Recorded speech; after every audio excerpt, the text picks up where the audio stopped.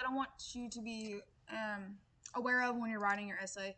First thing is you want a very narrow topic. I'm just going to start off with a random pocket right here. I'm just going to say sugar is bad. That's the topic I want to go into, I want to look into. But that's very general, and that's can be such a broad thing. Also, how is it bad? Why is it bad? So I can cover so many different things here. And so as I'm narrowing it down, I want to get more specific. So I can say sugar is bad because it is unhealthy. Now, I don't want to leave it here, but I'm starting to get into the right direction because I've got more specific. I have an arguable point at this time, and also my argument's not based in the moral realm. You don't want a moral argument. Those are very hard and notorious to argue for. You want something that's scientifically arguable. The unhealthy part is a scientifically arguable thing, but I still want to know. I need to narrow it down more because I could go in many different directions here. As I'm narrowing this down, I'm actually writing my thesis as well. So my main thing is too much sugar, because we have to have sugar in our bodies to live anyway, because some of our cells is what they require. Too much sugar is bad for, I can't use your because we're not supposed to use, is bad for a person's health. And now I'm going to list my reasons. And my reasons are going to help me narrow down my paper in scope because I only have a limited amount of paper that I can do. Alright, so why is it bad for a person's health? Because it can cause insulin resistance,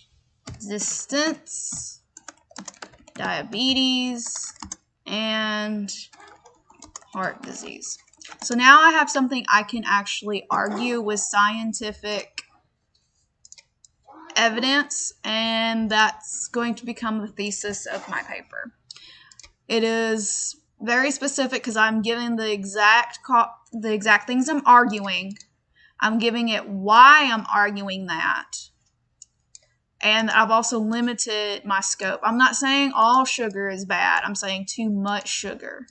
So I have a specific thing to look for there. So that becomes my thesis, and that's how I've narrowed down my topic.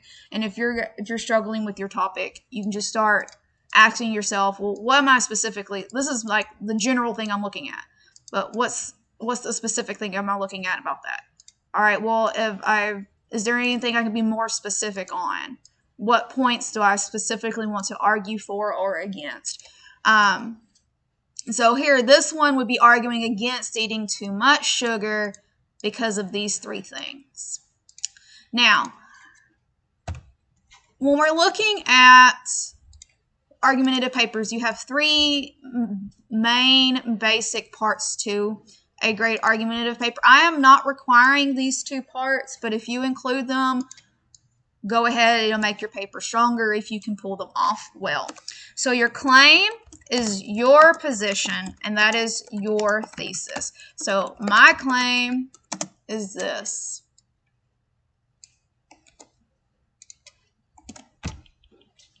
That's my claim. Now, a counterclaim is your opposition's position. Now, you want it to be something that's specific. Your opposition is the one that's attacking you. So wherever somebody can attack any of my claim, that's where I'm going to give them to. And the reason we mention the counterclaim in these essays is because that shows that you've thought about the other side. Remember on the logical fallacies thing where we were talking about that there's such as a bias against any other thing, and you've cherry-picked the data? By giving weight to a counterclaim, you're showing that you didn't cherry-pick the data, that you've actually thought about that there was somebody against you. A counterclaim to this claim could be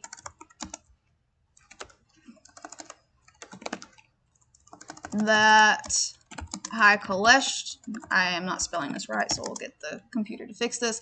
High cholesterol causes heart disease, not sugar. So that's where somebody could attack that claim at. All right. And then your rebuttal, let me put these two together, is your comeback to the counterclaim.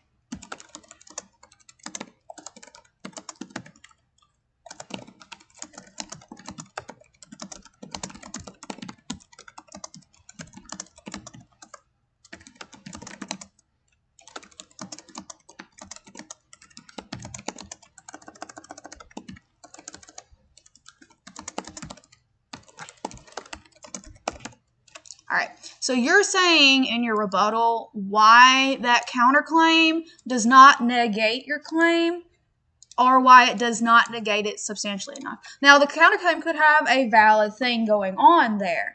I mean, even if this, we don't know for 100% if it's true or not, but even if they could say, if they could prove that that was true, my claim that too much sugar is bad because it causes these other two things still holds weight. Because, I mean, who wants diabetes? So, I could go that route.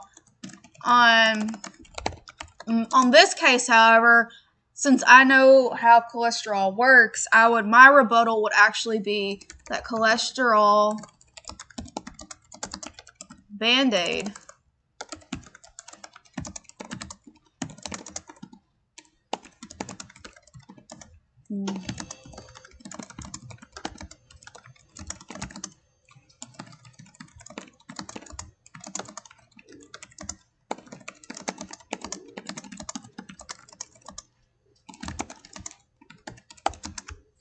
And that would be my argument, that the cholesterol is actually there trying to protect you against the high amounts of sugar that you are.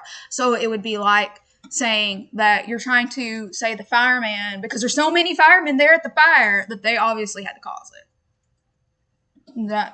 So you see how I've rebutted that counterclaim. So do you guys have any questions about that? Okay.